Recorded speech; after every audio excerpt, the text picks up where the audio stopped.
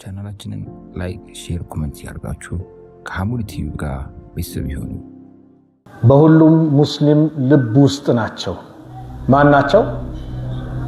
ረሱል አለይሂ ሰላቱ ወሰላም። ሁሉም ሙስሊም ይወዳቸዋል። ሙስሊም ነኝ ብሎ ነብዩን ማይወድ አንድም የለም።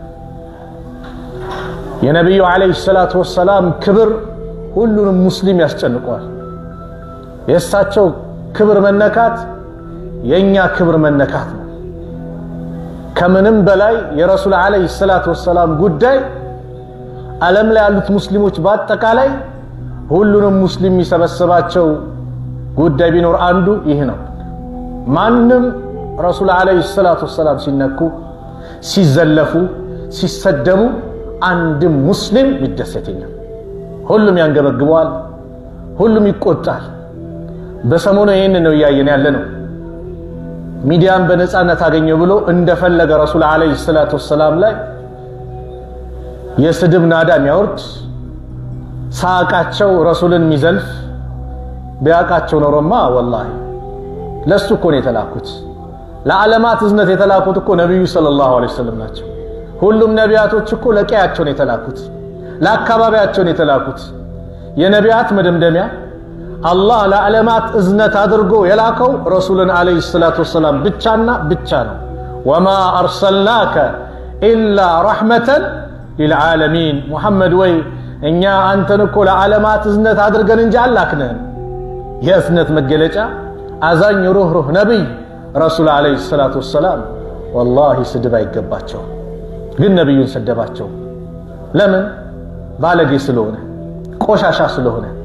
ዛሬም የሱ ቢጤዎች ከሱ ጎን ነን ይላሉ። ከሱ ጎን ነን የሚለው በአጠቃላይ ባለጌ ስለሆነ ነው። ምክንያቱም ባለጌ የሚደግፍ ባለጌ ስለሆነ ነው፣ መጥፎ ስለሆነ ነው። አቅል ያለው አእምሮ ያለው ስድብን የራቀ ሰውማ ከእንደዚህ አይነት ሰው ጎን አይቆምም።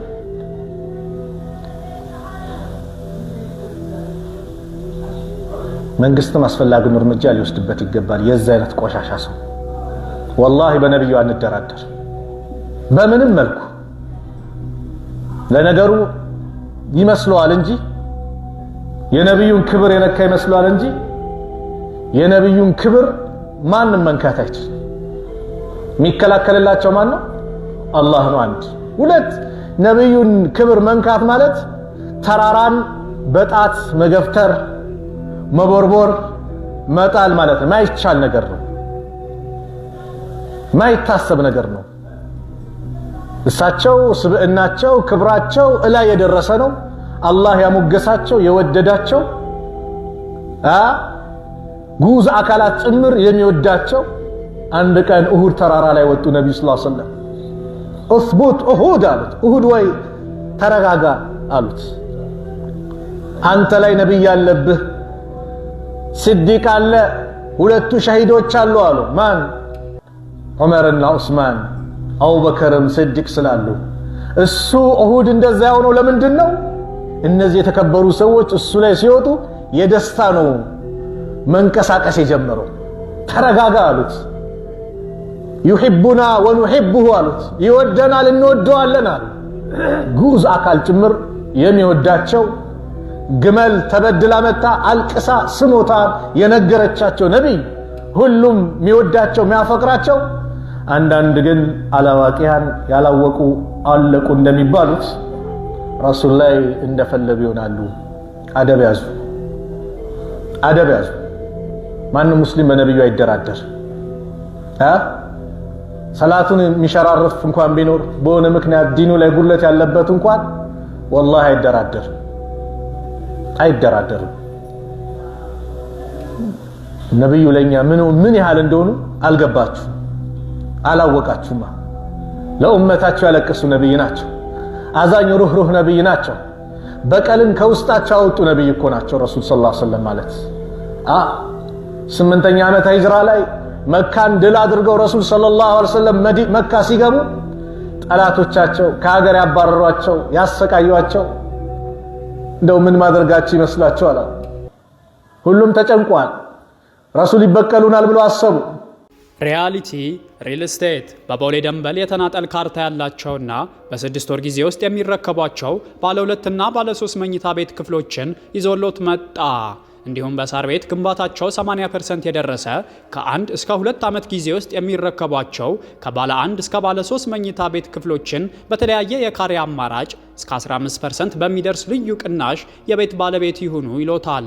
ባለ 1 መኝታ 65 ካሬ በ8.4 ሚሊዮን ጠቅላላ ክፍያና በ848,000 ብር ቅድመ ክፍያ፣ ባለ 2 መኝታ 97 ካሬ በ12.6 ሚሊዮን ብር ጠቅላላ ክፍያና በ1.2 ሚሊዮን ብር ቅድመ ክፍያ፣ ባለ 3 መኝታ 140 ካሬ 18.9 ሚሊዮን ብር ጠቅላላ ክፍያና 1.8 ሚሊዮን ብር ቅድመ ክፍያ።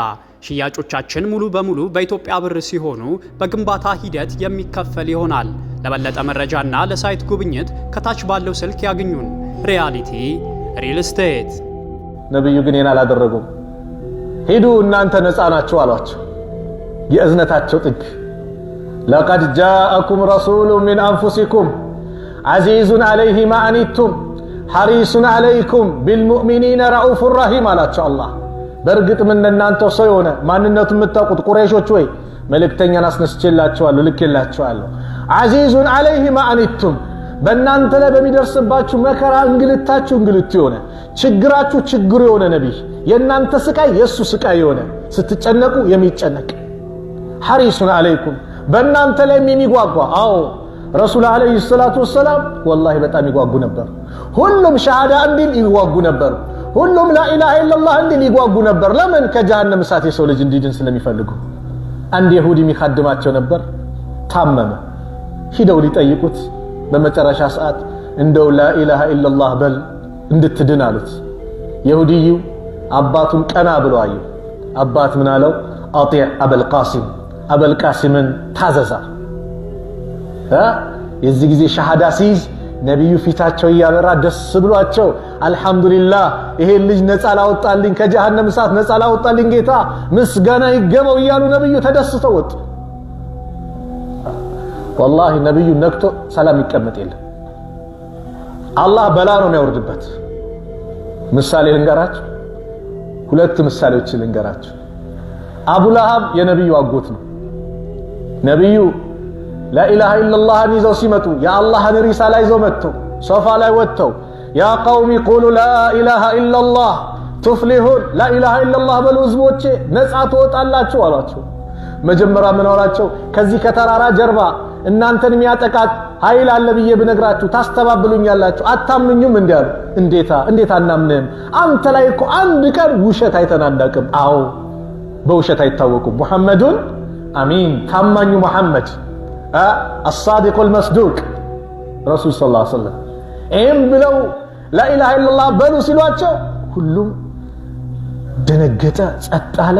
አቡ ለሃብ ግን ደፈራቸው። አጎታቸው አቡ ለሃብ ማለት ነብዩ ሲወለዱ ባሪያው ነብዩንም ጡት ስላጠባች ሱወይበቱል አስለሚያ ነፃ አውጥቷታል እኮ የወንድሜ ምትክ ብሎ። ግን የአላህን ሪሳላ ይዘው ሲመጡ የነብዩ ጠላት ሆነ። ምንድነው መልእክቱ የዚህ ታሪክ? አንተም ዲንህን አጥብቀ ስትይዝ ወዳጆች ምን ሊሆን ይችላል? ጠላት ሊሆን ይችላል። ለምን? ዲንን ይዛህላ፣ ኢስላምን ይዛህላ። በነብዩ ሰለላሁ ዐለይሂ ወሰለም መመሪያና የአላህን ቁርአንና የምትተገብረው። ነብዩ ይህንን ሲያስተምሩ አቡ ለሃብ ምን አለ? ያ ሙሐመድ አሊሃዛ ጀማዕተና፣ ሙሐመድ ወይ ለዚህ ላኢላሃ ኢላላህ ቁም ነገር ነው ብለህ ሰበሰብከን? ተበለከ ያ ሙሐመድ ወይ ጥፋት ላንተ ይገባ አላቸው። አላህ ተቆጣ፣ ቁርአን አወረደ በስሙ ተበት የዳ አቢ ለሃብን ወተብ አለ። የአቡ ለሃብ 2 እጆች ጠፉ። ጥፋት ለኔ ነብይ ሳይሆን ላንተ ነው የሚገባው ብሎ አላህ ቁርአን አወረደ።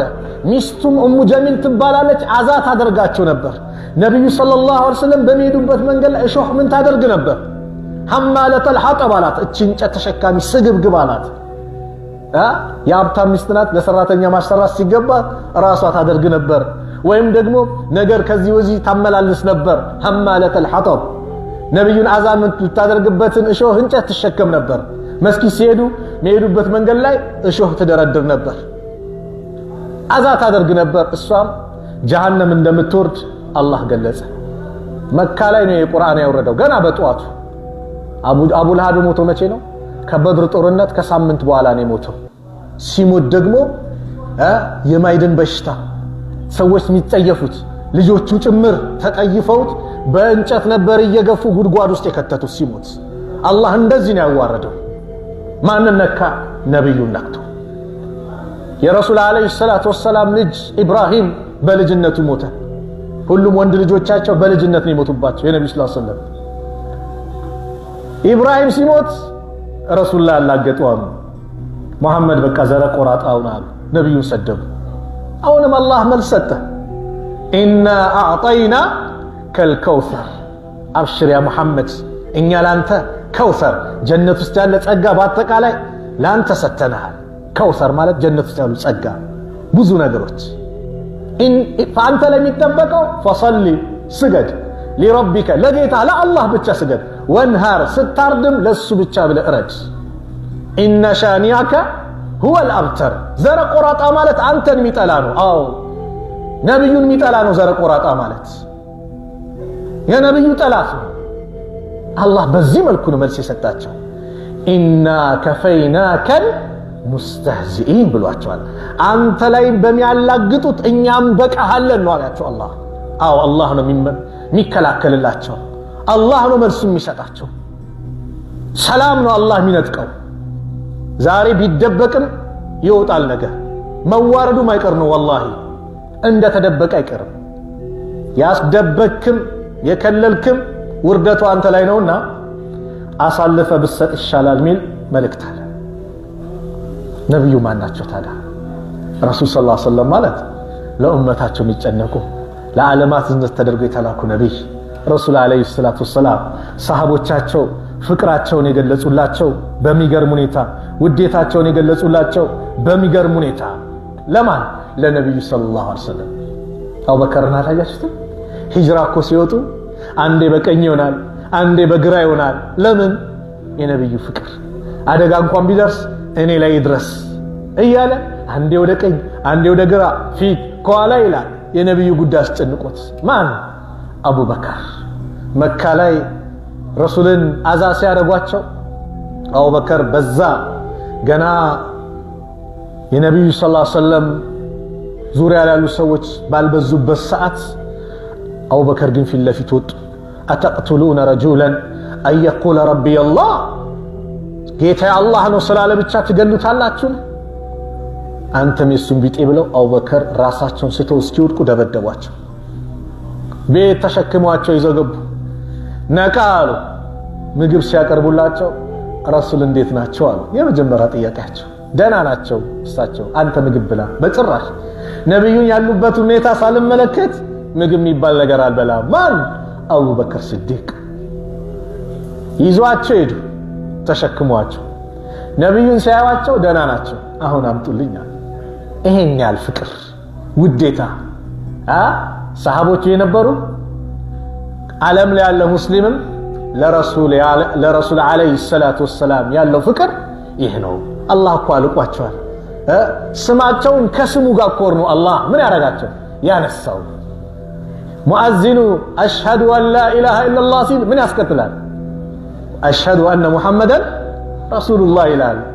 ወረፈዕና ለከ ዚክረከ አላቸው። አላህ ከፍ አደረጋቸው። በጣም የሚያጅባችሁ ሙሐመድ ብለው ያወጡላቸው አብዱል ሙጠሊብ ነው አያታቸው። የነብዩ ሰለላሁ ዐለይሂ ወሰለም ስም ሙሐመድ ብሎ ከመውጣቱ በፊት ሙሐመድ የሚባል ስም አይታወቅም እንብዛ። የነብዩ ሰለላሁ ዐለይሂ ወሰለም ሙሐመድ ተብሎ ከወጣ በኋላ ግን ዛሬ ዓለም ላይ ቁጥር ስም ማን ነው? ሙሐመድ። ሁሉም በየቤቱ ሙሐመድ እያለ ያወጣል። አሁንም ኢንሻአላህ አላህ ወንድ ልጅ ሲሰጣችሁ ማን ነው ስሙ? ሙሐመድ።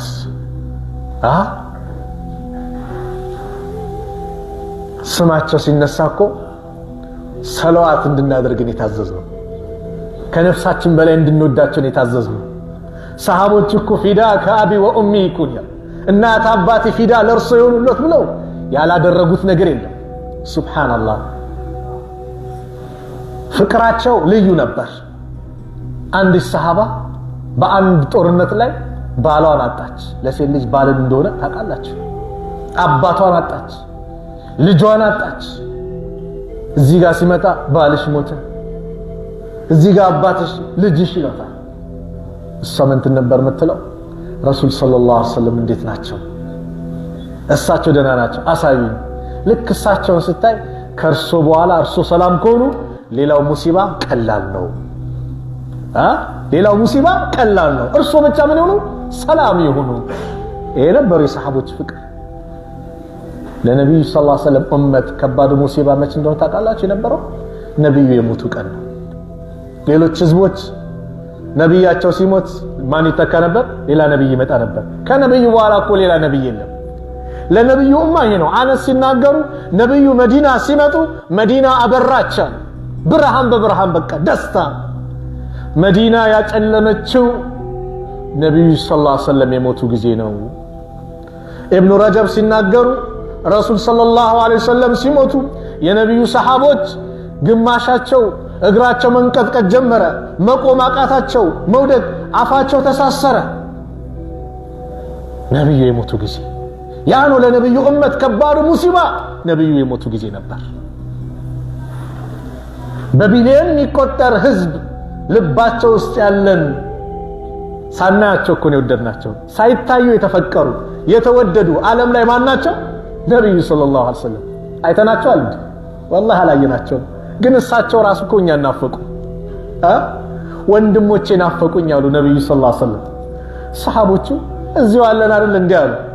እናንተም የኔ ባልደረቦች ናችሁ፣ ወንድሞቼ እኮ ምላችሁ እኔን ሳያዩ በእኔ ያመኑብኝ ናቸው። በምን ትለያቸዋለህ ታዲያ?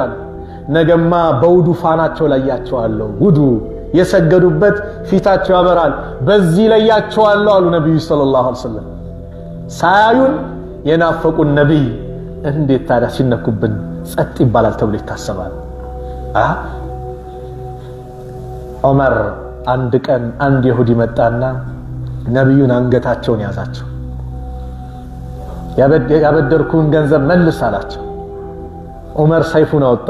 ለምን? ዑመር በነብዩ ድርድር አቅም ወላሂ ዑመር ድርድር የለው። ግን ነብዩ ምንድነው ያሉት? ዑመር ወይ በእኔም በሱ ጥሩ አላልኩም። እሱም እዳ ካለ በአግባቡ ጠይቅ ነው ማለት ያለብህ፣ እኔም ደግሞ ካለብህ ክፈል ነው። ፍትሃዊ ነብይ ከነብዩ ውጭ አለ? ፍትሃዊ አስብ። ተበድለው እንዴት እንደሚናገሩ ተዋዕዶ፣ መተናነስ፣ ሕልማቸው፣ ቻይነታቸው፣ ሰብራቸው። ከተዋዋልነውን የተወሰነ ቀናት ይቀራል አሉ ነብዩ ሰለላሁ ዐለይሂ ወሰለም። ቢሆንም ስጡት አሉ። ውል አለ የሚከፈልበት ቀን። ቀኑ ሳይደርስ መጥቶ ያዛቸው። ይህ ይሁዲ ምን አለ? ይሄን ያደረኩት ሆን ብዬ ነው። በእኛ መጽሐፍ ላይ የተጠቀሰ አለ። እሱ ላይ መከራ፣ እንግልት፣ የተለያየ ችግር በደረሰበት ቁጥር ሕልሙ፣ ቻይነቱ እየጨመረ ይመጣል። እችን ማረጋገጥ ፈልጌ ነው ያደረኩት። አሽሀዱ አን ላ ኢላሃ ኢላላህ ወአሽሀዱ አነ ሙሐመድን ረሱሉላህ። በተግባር ሰውን ወደ እስላም የሚጠሩ ነብይ፣ አዛኝ ሩህ የሆኑ ነብይ ረሱል ሰለላሁ ዐለይሂ ወሰለም። ሰው ሲቸገር የሰውን ችግር ለመቅረፍ የሚጥሩ ነብይ። አንዱ መጣ፣ አንተ መሐመድ ወይ አላህ ከሰጠህ ርዝቅ ስጠኝ አላቸው። ይሄ የምታየው ሁለት ሸለቆ ፍየልና በግ ይታያል? አዎ። እየነዳ ውሰድ አሉት። እየነዳ ይዞ ሄደ። ህዝቦቹ ጋር መጣ። ያ ቀውሚ አስሊሙ፣ ህዝቦቹ ወይ ስለሙ፣ መሐመድ ድህነትን የማይፈራ አሰጣጥ ነው የሚሰጠው አለ። አዎ ረሱል ይሄ ናቸው፣ አዛኝ ናቸው። ታዲያ ከኛ ምን ይጠበቃል? የነብዩ መሰደብ አንገብግቦናል አይደል? አቃጥሎናል አይደል? አዎ ለነብዩ ጠላት በአጠቃላይ መልስ እንሰጣለን። በምን? የእሳቸውን ፈለግ በመከተል። እህቴም ሂጃብሽን ግጥም አድርገሽ በመልበስ የእሳቸው ተከታይ መሆንሽን አሳይ። የእሳቸው ትእዛዝን ፈጽሚ። አንተም ወንድሜ የእሳቸውን ፈለግ በመከተል ያዘዙትን በመታዘዝ በእሳቸው ትእዛዝ ላይ ሆነ የእሳቸውን ጠላት ልናቃጥል የምንችለው በእሳቸው ተግባር ላይ ስንኖር ብቻ። ሙስታሂድ ነን? አዎ ይሄ ነው። ለምን አላህ ቁርአን ላይ በብዙ ቦታ ላይ ስለ ነብዩ ሰለላሁ ዐለይሂ ወሰለም ነግሮናል። በጣም የሚያጅባችሁ ሱረቱ ተውባ ላይ 8 ነገሮችን አላህ ያነሳል የሚያነጻጽርበት ስለ መሐባ አንስቶ ስለ ውዴታ። ይሄ 8 ነገር ሐላል የሆነ በህይወታችን እጅግ አስፈላጊ የታዘዝንባቸው ልናከብራቸው ልንንከባከበው የታዘዝንበት ጉዳይ ነው አላህ የሚያነጻጽረው ምን ይላል ሱረቱ ተውባ ላይ አላህ ምን ይላል أعوذ بالله من الشيطان الرجيم قل إن كان آباؤكم وأبناؤكم وإخوانكم وأزواجكم وعشيرتكم وأموال اقترفتموها وتجارة تخشون كسادها ومساكن ترضونها أحب إليكم من الله ورسوله وجهاد في سبيله فتربصوا حتى يأتي الله بأمره والله لا يهدي القوم الفاسقين قل بلات يا محمد عليه الصلاة والسلام إن كان آباؤكم أباتوچاچو እንደሆኑ وأبناؤكم ወንድ ልጆቻችሁ እንደሆኑ وإخوانكم ወንድሞቻችሁ እንደሆኑ وأزواجكم ባለቤቶቻችሁ ሚስቶቻችሁ ለሴቶች ባሎቻችሁ وعشيرتكم የቅርብ ዘመዶቻችሁ በአጠቃላይ وأموال اقترفتموها ከዚህም ብላችሁ የሰበሰባችሁት ያጠራቀማችሁት ንብረቶቻችሁ وتجارة تخشون كسادها እከስራለሁ ብላችሁ ምሰጉለት ንግዳችሁ ومساكن ترضونها የምትወዱት መኖሪያ ቤታችሁ أحب إليكم እናንተ ዘንድ ይበልጥ ተወዳጅ ከሆኑ አለ ከማን من الله كالله ورسوله ከመልእክተኛው وجهاد في سبيله በሱ መንገድ ከመታገል እነዚህ 8 መሰረታዊ ነገሮች እናንተ ዘንድ ይበልጥ ተወዳጅ ከሆኑ فتربصوا ተጠባበቁ አለ ምን ቅጣቴን እኮ ያለ ነው አላህ فتربصوا تتبابقوا حتى يأتي الله بأمره الله ጉዳዩን ነገሩን ቅጣቱን ይዞ እስኪመጣ ድረስ ጊዜ ድረስ والله لا يهدي القوم الفاسقين الله አመፀኞች ህዝቦችን አይመራም ማለት አላህ አየ እንዴት እንዳነጻጸረው ያነጻጸረው ከዚና ከኸምር ጋር ከስርቆት ጋር ሰው ከመግደል ጋር አይደለም አባት በእስላም ያለው ደረጃ እንዴት ነው ቀላል ነው እናት በእስላም ያለው ደረጃ ወንድም ልጅ ሚስት ዘመድ እንዴት ነበር በእስላም ያለው ደረጃ ዝምድና መቀጠል እንዴት ነው ንብረትህን በአግባቡ መያዝ ኢስራፍ አለማድረግ መኖሪያ ቤት በእስላም የተከበረ የተወደደ ነው ንግድ ዒባዳ ነው አላህ በፈለገው መልኩ ስንሰራ የተከበሩ ሐላል የሆኑ ነገሮችን አነሳና ከምን ጋር አነጻጸረው ከሱ ውዴታ ከመልእክተኛውና ከሱ መንገድ ከመታገል ጋር አነጻጸረው እነዚህ ነገሮች ውዴታነታችሁ ከነዚህ ከሶስት ነገሮች የበለጠ ከሆነ ተጠባበቁ አለ አላህ ሙስሊሙ ይሄን ያህል ትእዛዝ የመጣበት ጉዳይ ላይ ትኩረት በሚሰጠው ጉዳይ ላይ በነብዩ ውዴታ ላይ ፍቅር ላይ በአላህ ውዴታ ላይ ፍቅር ላይ والله